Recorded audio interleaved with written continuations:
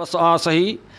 ब्यो मोहम्मद मुस्तफ़ा नूरल हुदा पका सही वक्त जी हालत हेठी समझ साल का सही नुक़्त चीनी ना है कंजी सच बरह का सही हिरफ़तुन ऐं हरकतुन केॾो कयो कमाल आ सन 14 जी पुजाणी ही अॼोको हाल आ।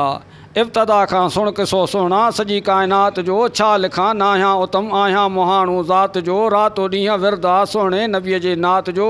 इश्क अंदर में आ मूंखे सुहिणी सदा सलवात जो पर हिन तरफ़ ॾे ए अदा मुंहिंजो वञी थियो ख़्याल आहे सन 14 जी पुजाणी ही अॼोको हाल आहे। ॿार ॼाओ ब कंदा पीउ ऐं मादर मिठी मुड़ुसु चवंदो ज़ाल चवंदी मुड़ुस खे वञ दस तोलन आ वठी मस ॼाओ थो पुटु परतो कर बिरादर तूं कठी नाच गानो कर तमाशो न त वञाए थी मार उठी मुड़ुसु चवंदुसि चुप चरी मुंहिंजो बि अहिड़ो ख़्यालु आहे सन 14 जी पुजाणी ही अॼोको हाल आहे। 5 सालनि संदो जड़ थिए छोकर अदा ज़ाल मुड़ुस वेही पाण में ही सलाहूं कनि सदा त स्कूल में छॾिजे ही छोकर या मदरसे में ॿुधाए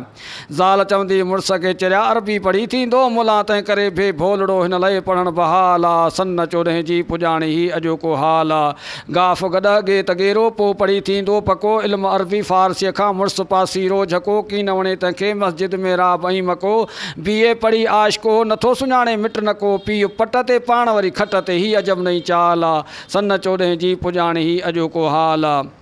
ससु ऐं सहुरे संदो कोन्हे अदब अॼुकल्ह अदा नुंहुं लातो जहिड़ो ससु सां त सहुरो घुरंदो हीअ दुआ नुंहुं न दोरीअ खां मूंखे ॾे अमन तूं या ख़ुदा मता हुनखे छॾे न मूं ॾे वरे इहो सी मन में आ सदा छा करे बसि छोकिरे खे प्यारी पंहिंजी ज़ाल आहे सन 14 जी पुजाणी ही अॼोको हाल आहे। छोकिरो नाज़ुक न दोरो ख़ैर सां जॾहिं घर अचे माउ पीउ रोई चवनिसि पुटु आहियूं ॾाढे ॾचे ज़ाल तुंहिंजी आ ज़ोरावर था कुझूं झेड़ो मचे